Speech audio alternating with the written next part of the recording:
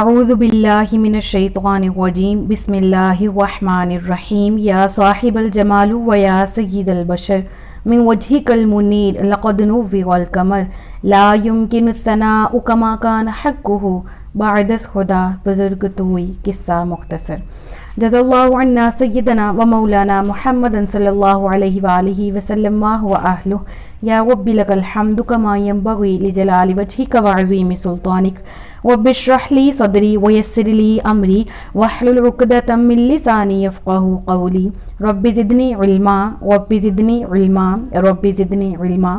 السلام علیکم ورحمۃ اللہ وبرکاتہ۔ میں حافظہ افرا جاوید اسلام آپ سب سے مخاطب ہوں، اپنے یوٹیوب چینل انفینٹ اسلام میں آپ سب کو خوش آمدید کہتی ہوں۔ امید کرتی ہوں آپ سب خیریت سے ہوں گے، زندگی پرسکون، پر اطمینان اور ایمان بالخیر گزر رہی ہوگی۔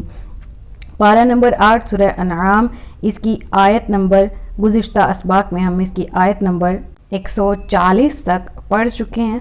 آج کے سبق میں ہم سورہ انعام کی آیت نمبر 141 سے باقاعدہ آغاز کر رہے ہیں، جس میں اللہ رب العزت ارشاد فرماتا ہے، اور وہی ہے جس نے کچھ باغات زمین پر پھیلے ہوئے، کچھ نہ پھیلے ہوئے تنوں والے اور کھجور اور کھیتی کو پیدا کیا، جس کے کھانے مختلف ہیں، اور زیتون اور انار کو پیدا کیا۔ یہ سب کسی بات میں آپس میں ملتے جلتے ہیں اور کسی میں نہیں ملتے۔ جب وہ درخت پھل لائے تو اس کے پھل سے کھاؤ، اور اس کی کٹائی کے دن اس کا حق دو اور فضول خرچی نہ کرو، بے شک وہ فضول خرچی کرنے والوں کو پسند نہیں فرماتا۔ اس آیت کے پہلے حصے میں اگر دیکھیں، وہی ہے جس نے کچھ باغات زمین پر پھیلے ہوئے اور کچھ نہ پھیلے ہوئے بنائے، یعنی اللہ رب العالمین نے یہاں پر باغات کا ذکر کیا، کھیتی کا ذکر کیا، مختلف پھلوں کا ذکر کیا، اور ان کی تخلیق کے بارے میں رب العالمین نے فرمایا بعض سے ملتے ہیں، بعض مشابہت رکھتے ہیں ایک دوسرے سے ذائقے میں، بعض مشابہت رکھتے ہیں ایک دوسرے سے شکل و صورت میں، بعض زمین پر پھیلے ہوئے ہیں جیسے کہ خربوزہ ہے، جیسے کہ تربوز ہے، تربوز کی بیلیں ہیں، اور کئی گچھے کی صورت میں اگتے ہیں جس طرح کے انگور ہیں، ٹھیک ہے، جس طرح کے شہتوت ہیں، اور ہر ایک کا ذائقہ، کوئی کھٹے میٹھے ہوتے ہیں، کوئی صرف میٹھے ہوتے ہیں، ٹھیک ہے، کسی میں کھٹاس ہوتی ہے، اور کوئی پھیکے ہوتے ہیں، ٹھیک ہے، اور ہر ایک کی اپنی اپنی خصوصیت ہے۔ رب فرماتا ہے وہی ہے جس نے کچھ باغات زمین پر پھیلے ہوئے اور کچھ نہ پھیلے ہوئے تنوں والے اور کھجور اور کھیتی کو پیدا کیا۔ اب یہاں جن پھلوں کا ذکر ہے جن کے کھانے مختلف ہیں، اور زیتون اور انار کو پیدا کیا، یہ سب کسی بات میں آپس میں ملتے ہیں۔ تو میں نے آپ کو بتا دیا کہ شکل و صورت کے اعتبار سے بھی اور ذائقے کے اعتبار سے بھی۔ اب اللہ نے تخلیق تو بہت سے پھلوں کی ہے، اور اللہ نے کھیتی بھی مختلف قسم کی اگائی ہے، تو یہاں پر خاص قسم کے پھلوں کا ذکر کیوں ہے؟ افضل تو یہ ہے سب سے پہلے کہ فضیلت کے معیار سے یہ پھل باقی پھلوں پر افضل ہیں، فوقیت والے ہیں، ٹھیک ہے۔ اور دوسری بات یہ ذہن میں رکھی جائے کہ اہل عرب، اب آگے ہم نے پچھلے رکوع میں دیکھیں کیا پڑھا تھا، ہم نے پڑھا کہ وہ جو جانور ہیں اللہ کے نام پر نہیں ذبح کرتے تھے، اور کچھ حصے مخصوص کر لیتے تھے، کچھ اللہ کے نام پر، جب کوئی بھی کوئی فصل یا کوئی اس طرح کی چیز ہوتی تو حصے مقرر کر لیتے، کچھ اللہ کے لیے، کچھ اپنے بتوں کے لیے، اور بتوں کے نام کا کچھ اگر اللہ کے حصے میں مل جاتا تو اس کو نکال لیتے فٹافٹ، اور جو اللہ کے نام کے لیے مختص کیا ہوتا وہ بتوں کے کھانے میں مکس ہو جاتا تو اس کو مکس ہی رہنے دیتے اور کہتے خیر ہے، ٹھیک ہے۔ تو وہ ہم نے ان کے کبھی اعمال پڑھے نا۔ اب اس پورے رکوع میں ان کے برے اعمال کے مزید اس کو آگے جن چیزوں کا اللہ نے حکم دیا ہے نا، کہ میں نے کل کے رکوع میں کیا چیز ڈسکس کی تھی کہ زکوٰۃ اور چیز ہے۔ جب اللہ کہتا ہے کہ اپنے اناج میں سے زکوٰۃ نکالو، اپنے رزق میں سے زکوٰۃ نکالو، وہ اور چیز ہے، لیکن وہ بتوں کے نام پر جو وقف کرتے تھے، اور اسپیشل اللہ نے ان کو اس چیز کا حکم نہیں دیا تھا، ٹھیک ہے۔ اللہ نے تو زکوٰۃ کا حکم دیا نا، وہ بھی اس وجہ سے کہ میرے نام پر تو مجھے نہ دو، میرے تک تو پہنچتا ہی نہیں، تو میری راہ میں غریبوں، مسکینوں، مسافروں، اور میں نے صدقے کی ٹائپس بھی بتائی تھی۔ اور اگر اسی والے رکوع کو ڈسکس کرنا میں شروع کر گئی تو آج کے رکوع کی امپورٹنٹ لیکچر جو ہیں وہ مس ہو جائیں گے، لہٰذا کل والے لیکچر کو اگر نہیں سنا اس کو غور سے سن لیجئے گا۔ دوبارہ آتے ہیں اس ٹاپک پہ۔ اہل عرب میں یہ چیزیں مشہور تھیں۔ ابھی آگے اگلی آیت میں جانوروں کا ذکر بھی آئے گا۔ رب فرماتا ہے میں نے مختلف جانور پیدا کیے، لیکن پھر اس میں خاص قسم کے جوڑوں کا ذکر کیا گیا جانوروں کے۔ تو اہل عرب میں جن چیزوں کا رواج تھا، ٹھیک ہے. تو اس دور میں ان کو سمجھانے کے لیے ان چیزوں کا ذکر قرآن میں کیا گیا تاکہ عقل سے فیصلہ کر سکیں. یہ جو عقل سے بری ہیں, یہ جو عقل سے پیدل حضرات ہیں, یہ جو عقل سے فیصلے نہیں کرتے, غور و فکر تو کریں اللہ کی آیتوں پر.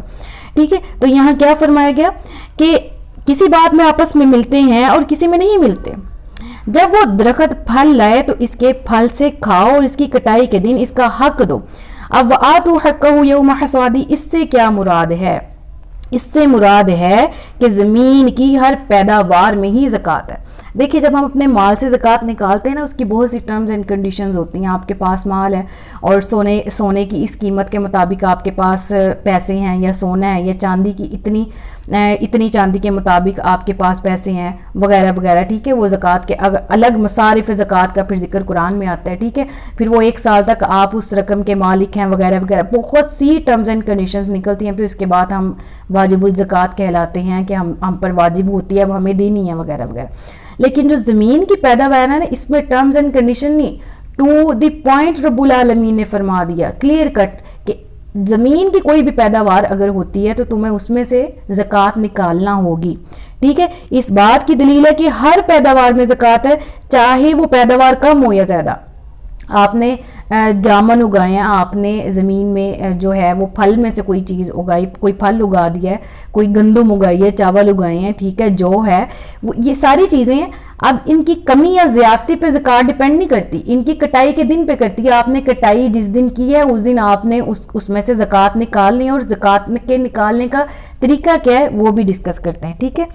اب کیا یہاں پر ارشاد ہوتا ہے کہ اس کے پھل سال تک رہیں یا نہ رہیں. جیسے میں نے آپ کو مال کی کنڈیشن بتائی, اس میں تو سال کی لگتی ہے نا. یہاں پر کیا بتایا گیا کہ یہ ضروری نہیں ہے کہ یہ ہمارے پاس سال تک رہے گا یا نہیں, یا یہ پھل جو ہیں وہ سال تک رہیں گے یا نہیں. جس دن وہ بو کے ان کو کاٹا جا رہا ہے, جس دن وہ تیار ہے, اس دن ہی اس فصل میں سے زکوٰۃ نکالنا لازم ہو جاتی ہے. ٹھیک ہے. پھر کہا گیا اس کے پھل سال تک رہیں یا نہ رہیں, کیونکہ اللہ تعالیٰ نے اس آیت میں کسی قید کے بغیر فرمایا ہے وآتوا حقہ یوم حصادہ, اور اس کی کٹائی کے دن اس کا حق دو. اور حضرت عبداللہ بن عمر رضی اللہ تعالیٰ عنہ سے روایت ہے کہ رسول اللہ صلی اللہ علیہ وآلہ وسلم نے ارشاد فرمایا, جو زمین کی بارش, نہر اور چشموں سے سراب, جو زمین ہے, ٹھیک ہے, ایک زمین ہے, وہ بارش کا بھی پانی اس میں آ جاتا ہے, نہر بھی اس کو آرام سے سراب کر دیتی, چشموں کے پانی بھی ہیں. ٹھیک ہے. اس میں سے عشر ہے, یعنی 10واں حصہ, اس کی پیداوار میں سے جتنی بھی پیداوار ہے اس کا 10واں حصہ زکوٰۃ کے لیے وقف کر دو. ٹھیک ہے. اور اگر وہ زمین پانی کھینچ کر سیراب کی جاتی, یعنی وہ اس جگہ نہیں ہے کہ جہاں پر آپ ایزیلی پانی اس کو پرووائڈ کر سکیں, ایزیلی اس میں جو ہے وہ اس کھیتی کو پانی دے سکیں, اس کو سیراب کر سکیں, پانی کہیں سے کھینچ کر, یعنی ایک ہوتا ہے نا کہ پانی بنائے گئے ہوتے ہیں مختلف قسم کے, جس طرح ٹیوب ویل کسی اور زمین پر ہے اور پھر کرتے کرتے وہ بہت دور جا کے اس کا پانی اس کو دوسری فصل کو پرووائڈ کیا جا رہا ہوتا ہے وغیرہ وغیرہ. اب اس میں بھی بہت ٹرمز اینڈ کنڈیشنز ہیں. ٹھیک ہے. لیکن سمجھنے کے لیے اس چیز کو ذہن میں رکھا جائے کہ جو زمین, ٹھیک ہے, جس زمین پر بارش ایزیلی, وہ بنجر جگہ پر نہیں ہے, لائک آسمان سے بادل بھی وہاں برس جاتے ہیں. ٹھیک ہے. اس کے بعد کیا ہوتا ہے کہ اس کے وہاں پر چشمے بھی ہیں, نہریں وغیرہ بھی ہیں, وہ ایزیلی سیراب ہوتی ہے, تو کل پیداوار کا جو ہے وہ اس کو 10واں حصہ دینا پڑے گا. اور جو پانی کھینچ کر سیراب کی جائے اس میں سے نصف عشر ہے, یعنی 20واں حصہ ہوگا. ٹھیک ہے. یعنی اس سے کم ہو جائے گا. اگر وہ ایزیلی ہوتی ہے تو اسے ذرا کمپیریٹیولی زیادہ حصہ دینا ہوگا, اور اگر وہ مشکل سے سیراب کی جاتی ہے اور پھر اس کا اناج ہو گیا تو اس کو پھر 20واں حصہ زکوٰۃ کا دینا ہوگا. عشر کہتے ہیں 10ویں کو. ٹھیک ہے. جس طرح ہم کہتے ہیں رمضان المبارک کا پہلا عشرہ, دوسرا, تیسرا, تو یہ عشر 10 سے نکلا ہے. نصف عشر یعنی اس 10ویں کا بھی ہاف, تو وہ 20واں حصہ ہوتا ہے. ٹھیک ہے. اتنی بات کلیئر ہو گئی الحمدللہ. آگے چلتے ہیں. اور فضول خرچی نہ کرو, بے شک فضول خرچی کرنے والے کو اللہ تعالیٰ پسند نہیں کرتا ہے. اب فضول خرچی سے کیا مراد ہے؟ یعنی رب العالمین نے جہاں مصارف زکوٰۃ کا ذکر کیا نا, جہاں صدقات و عطیات دینے کا ذکر کیا, وہاں یہ بھی کہا ہے کہ اپنے گھر والوں کا خیال رکھو, اپنی ذات کا. آپ خود پہننے کے لیے کچھ نہیں بچا, خود کھانے کے لیے خود نہیں بچا, بیوی بچے فاقوں میں ہیں, ماں باپ کو پہننے کے لیے, اوڑھنے کے لیے صحیح سے نہیں مل رہا, اور آپ سارے کا سارا باہر بانٹ دو. اس چیز سے اللہ منع کرتا ہے, اللہ منع فرماتا ہے. اللہ کہتا ہے ایسے بھی نہیں کرنا, بہترین صدقہ والدین پر خرچ کرنا, اہل و عیال پر خرچ کرنا. صحیح ہے. اور ایسا بھی نہیں کرنا کہ سارا کچھ ہی گھر میں آ جائے، باہر کے لوگ مسکین، محتاج، مسافر، ان کو کوئی حصہ نہ ملے. جو مصارف زکوٰۃ کا ذکر ہے قرآن میں، ان کو زکوٰۃ نہ پہنچے. سمجھ میں آ رہی ہے بات کی؟ یہ سب کچھ اسراف میں آ جاتا ہے. یعنی اعتدال کا حکم دیا گیا، معتدل رہنے کا، درمیانی راہ کا حکم دیا گیا رب العالمین نے. ٹھیک ہے، یعنی یہ فرمایا گیا فضول خرچی نہ کرو، فضول میں حد سے نہ بڑھو. جن جن امور پر تمہیں خرچ کرنے کا حکم دیا جا رہا ہے وہاں وہاں خرچ کرو. جیسے جیسے خرچ کرنے کا کہا جا رہا ہے ویسے ویسے کرو. اب میری کھیت اگی ہے اور میں کہوں بھئی میں سارے کا سارا اپنا میں وقف کر دیتی ہوں. ٹھیک ہے، اب میرے اپنے پاس کچھ نہیں بچا، میں خود فقیروں والی حالت میں آ گئی ہوں، مجھے پھر کسی سے مانگنا پڑ رہا ہے. تو مانگنے والے کو بلا عذر اللہ تعالیٰ کیا فرماتا ہے؟ ٹھیک ہے، محنت کرو، محنت سے کماؤ. اب وہ محنت سے کمائے گئے پر انسان کا اپنا حق بھی ہوتا ہے. تو اتنا جذباتیت میں آ کے کہ میں سارا دے دوں اور بعد میں اس سے مانگ لوں گا پیسے اگلی زمین کی فصل بونے کے لیے، تم مجھے اتنے ہزار دے دو میں نے فصل بونی، وہی پہلے میں سے کچھ منافع رکھ لیا جائے تاکہ مزید کام کیے جا سکیں، کسی کے سامنے ہاتھ نہ پھیلانا پڑے، نہ اپنے گھر والے بھوکے مرے، نہ اپنے گھر والوں پہ اتنا ہی زیادہ خرچ کر دیا جائے کہ باہر والوں کی قدر نہ ہو، ارد گرد والوں کی، رشتہ داروں کی آپ کو اہمیت کا پتہ نہ ہو، ان کا احساس نہ ہو. اس چیز سے بھی منع کیا گیا، اس کو فضول خرچی میں کہا گیا. اور رب کیا فرما رہا ہے کہ میں فضول خرچ کو پسند نہیں کرتا. تو جس کو رب العالمین ناپسند فرما رہا ہے تو پھر وہ اپنا ٹھکانہ دیکھ لے کہاں پر ہے. وہ تو پسندیدہ لوگوں کی فہرست سے نکل گیا نا اتنے سے کام سے، کہ وہ کام کر بھی رہا ہے، زکوٰۃ دے بھی رہا ہے، لیکن اس اصول کے مطابق نہیں دے رہا جس طرح دینی چاہیے. تو وہ بھی تو پھر فضول خرچی میں آ گیا نا، جس طرح میں نے آپ کو ایکسپلین بھی کیا. تو میں یہ نہیں کہوں گی اس سے اس کی زکوٰۃ ادا نہیں ہوگی، میں ناپسندیدہ عمل کی بات کر رہی ہوں. تو وہ جو ناپسندیدہ عمل کی طرف جایا جا رہا ہے اس سے بہتر ہے کہ پسندیدہ عمل کی طرف آیا جائے. رب کو راضی کرنے کے لیے زکوٰۃ ہی نکالنی ہے تو ویسے نکال لی جائے اپنے مال میں سے جیسے رب حکم دے رہا ہے. ٹھیک ہے، تو یہ ساری اس چیز میں ہم نے اس آیت میں یہ ساری باتیں ڈسکس کی. آیت نمبر 142 دیکھیں، 142 اور 143 یہ جو ہیں ان کو اکٹھا پڑھنا ہے. ٹھیک ہے، اور اس کا ترجمہ اکٹھا ریڈ آؤٹ کرنے کے بعد تفسیر کی طرف چلتے ہیں. اور مویشیوں میں سے کچھ بوجھ اٹھانے والے اور کچھ زمین پر بچھے ہوئے جانور پیدا کیے. اللہ نے تمہیں جو رزق عطا فرمایا اس میں سے کھاؤ اور شیطان کے راستوں پر نہ چلو، بے شک وہ تمہارا کھلا دشمن ہے. اب یہاں کیا ہے، زمین پر کچھ بوجھ اٹھانے والے اور کچھ جانور بڑے ہوتے ہیں. ٹھیک ہے، جس طرح کہ ہم لے لیں اونٹ لے لیں، ٹھیک ہے، بوجھ اٹھانے کے کام بھی آتا ہے. ٹھیک ہے، بیل لے لیں، ٹھیک ہے، وہ بھی ہل چلانے کے کام آتا ہے. اس طرح کے بڑے جانور، طاقتور جانور رب فرماتے جو میں نے حلال کیے. اس کے علاوہ جو چھوٹے جانور ہیں، مثال لے لیں مرغی کی لے لیں، ٹھیک ہے، دمبے کی لے لیں، مثال لے لیں بکری کی لے لیں، تو یہ چھوٹے ہیں، یہ بوجھ نہیں اٹھا پاتے لیکن حلال ہیں. تو رب فرما رہے جو جانور میں نے حلال کیے، خواہ وہ بڑے ہیں بوجھ اٹھانے والے ہیں، خواہ وہ چھوٹے ہیں بوجھ اٹھانے والے نہیں ہیں، جو حلال ہیں ان میں سے کھاؤ اور شیطان کے راستے پر نہ چلو. پچھلے رکوع میں ہم نے شیطان کے راستے پر چلنے والوں کے بارے میں پڑھا تھا نا کہ وہ خود سے جو فیصلے کرتے رہتے تھے. اب اس میں بحیرہ، صائبہ اور یہ تمام قسم کے جانور جو انہوں نے مخصوص کر رکھے تھے ان کی بھی ڈیٹیل کاؤنٹ ہوگی. ٹھیک ہے، ان کی ڈیٹیل کیا ہے، اپنی مرضی سے کہتے تھے نا کہ اس اونٹ کے ہاں نر پیدا ہو گیا ہے تو نر ہے تو سب کھائیں، صرف مرد کھائیں گے، مادہ ہے تو عورتیں کھائیں گی، اگر مرا ہوا پیدا ہوا ہے تو سب کھائیں گے وغیرہ وغیرہ. تو رب کیا فرما رہا ہے، اگلی آیت کا ترجمہ پڑھیں اور اس میں جو جن جانوروں کے جوڑوں کا ذکر ہے اس کے علاوہ بھی بہت سے جاندار جانور حلال ہیں. یہاں پر ان کا ذکر کرنے کے پیچھے وہی حکمت ہے جو میں نے آپ کو پچھلی آیت میں پھلوں کا ذکر کرنے کے لیے بتائی تھی. ٹھیک ہے، رب العالمین کیا ارشاد فرماتا ہے، اللہ نے 8 نر اور مادہ جوڑے پیدا کیے ہیں، ایک جوڑا بھیڑ سے اور ایک جوڑا بکری سے. تم فرماؤ کیا اس نے دونوں نر حرام کیے یا دونوں مادہ، یا جسے دونوں مادہ جانور پیٹوں میں لیے ہوئے ہیں، اگر تم سچے ہو. کیا فرمایا گیا کہ رب العالمین نے کیا ان کو حرام کیا؟ ذرا تم سچے ہو تو بتاؤ. کیا میں نے کہا ہے کہ نر ہی اگر بھیڑ ہے، ٹھیک ہے، ابھی اس آیت میں بھیڑ اور بکری کا ذکر ہے، اگلی آیت میں اونٹ اور گائے کا ذکر آئے گا. ٹھیک ہے، کل 8 ہو گئے، ٹھیک ہے، نر اور مادہ ملا کے 4. یہ اگر جانوروں کی بات کی جائے 4 ان کی 4 نر اور 4 مادہ. ٹھیک ہے، رب کیا فرماتا ہے کہ جو بھیڑ ہے اور جو بکری ہے، ٹھیک ہے، اور اسی طرح سے جو اونٹ ہے اور جو گائے ہے، کیا نر میں نے حرام کیے ان کے، یا میں نے ان کی مادہ حرام کی، یا وہ جو کہ ان کے پیٹ میں ہے. یعنی انہوں نے تو پہلے سے فیصلے کر رکھے تھے نا، جو پیٹ میں ہے وہ اگر پیدا ہوگا، نر ہے تو مردوں کے لیے، مادہ ہے تو عورتوں کے لیے، مرا ہوا ہوگا تو دونوں ہی کھا لیں گے. رب فرماتا ہے میں نے تو حرام کی نہیں. ہاں اگر وہ مرا ہوا ہے تو تب تو ظاہر سی بات ہے مرا ہوا جانور. ہم نے سورہ مائدہ میں شرائط پڑھ لی ہیں اور اس میں ہم نے شکار کی صورتیں بھی پڑھی, اور جو اپنی موت مرے وہ کس طرح سے جائز اور حلال ہو گیا. ٹھیک ہے, تو رب فرماتا ہے اب یہ آیت اور اگلی آیت پڑھ لیں, پھر ان کا اکٹھا ہی میں آپ کو تفسیر بتا دیتی ہوں. ٹھیک ہے, اگر تم سچے ہو تو علم کے ساتھ بتاؤ. اور اللہ نے نر اور مادہ کا ایک جوڑا اونٹ سے اور ایک جوڑا گائے سے پیدا فرمایا. تم فرماؤ کیا اس نے دونوں نر حرام کیے یا دونوں مادہ, یا وہ دو جسے دونوں مادہ جانور اپنے پیٹوں میں لیے ہوئے ہیں؟ کیا تم اس وقت موجود تھے جب اللہ نے تمہیں یہ حکم دیا؟ کیا ارشاد فرمایا گیا پچھلی آیت میں اگر پڑھیں؟ فرمایا گیا کہ ان جانوروں کے صرف نر حرام ہیں یا صرف مادہ, یا نر اور مادہ دونوں؟ تم جو اپنے لیے خاص کرتے پھرتے ہو. پچھلے رکوع میں جو ہم نے ڈیٹیل پڑھی, اللہ تعالیٰ نے نہ تو بھیڑ, نہ بکری, نہ اونٹ اور گائے, نہ ان کے نر حرام کیے اور نہ ہی ان کی مادائیں حرام کی, اور نہ ہی ان کی اولاد, یعنی ان کی جو اولاد ہوگی اگر تو وہ زندہ ہے تو وہ بھی تو حلال ہی ہے.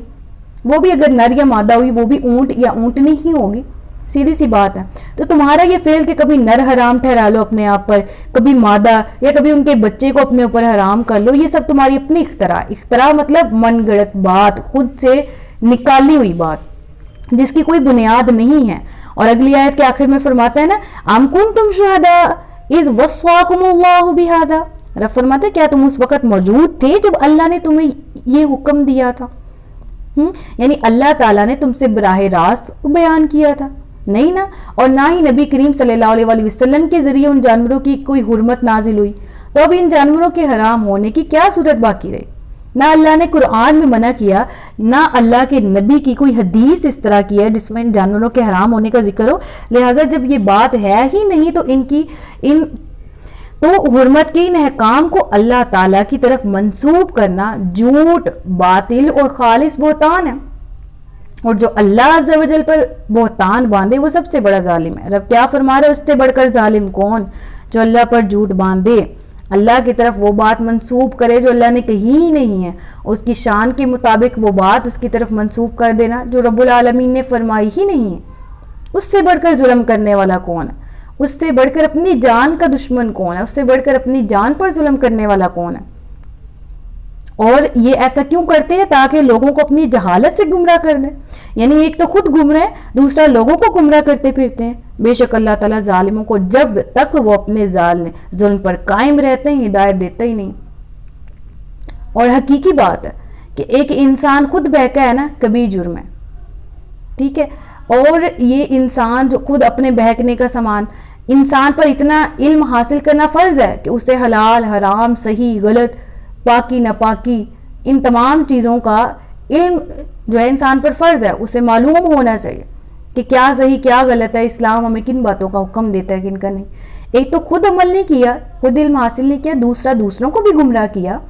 تو ایسے لوگوں کا کیا انجام ہے؟ رب کہتا ہے یہ لوگ ظالم ہیں اور میں ظالموں کو ہدایت نہیں دیتا جب تک وہ اپنے ظلم سے باز نہیں آ جاتے. رب فرماتا ہے ان اللہ, رب فرماتا ہے ان اللہ لا یہدی القوم الظالمین, ظالموں کو ہدایت نہیں دیتا. اللہ تعالیٰ ایسے ظلم کرنے سے, ایسا کبھی جرم کرنے سے ہمیں بچائے. اور یقین کریں ان آیتوں کو, ان گزشتہ دو رکوع کے پڑھنے سے ایک چیز میں, ایک علم میں اضافہ, ایک درس ہدایت جو ہمیں ملا وہ یہ ہے, قرآن سب کے لیے, احادیث سب کے لیے, دین اسلام سب کے لیے. تو اپنے پیشواؤں کی, یعنی وہ لوگ جو کہ محض ہمارے آباء و اجداد میں اہل علم نہیں ہیں, ان کی پیروی کرتے کرتے جو طریقے ہم میں رائج ہیں ان کی تصدیق, ان کی تحقیق ضرور کیجیے. قرآن و حدیث میں, انبیاء میں, صالحین میں, ہمیں صحابہ میں کیا اس کا کوئی ریفرنس ملتا ہے؟ کیا ہمیں صحابہ کی, کیا ہمیں آقا علیہ الصلوۃ والسلام کی سنت سے یہ ثابت ملتا ہے؟ ٹھیک ہے, کیا ہم نے قرآن میں یہ پڑھا؟ ان چیزوں کو غور و فکر سے حقیقت کی آنکھیں کھولتے ہوئے پڑھا کریں, سمجھا کریں.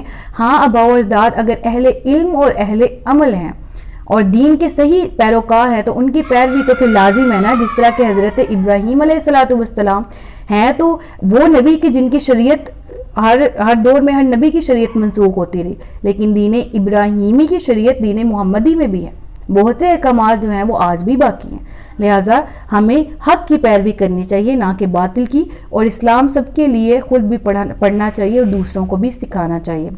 صدق اللہ العلی العظیم وصدق رسولہ النبی الکریم ونحن علی ذلک من الشاہدین والشاکرین وما علینا الا البلاغ المبین۔ سچ فرمایا اللہ نے جو عصمت والا ہے۔ مجھے دعاؤں میں یاد رکھیے گا، اپنا بہت سا خیال رکھیے گا۔ تاجدار ختم نبوت زندہ باد، پاکستان ہمیشہ زندہ باد۔ السلام علیکم ورحمۃ اللہ وبرکاتہ۔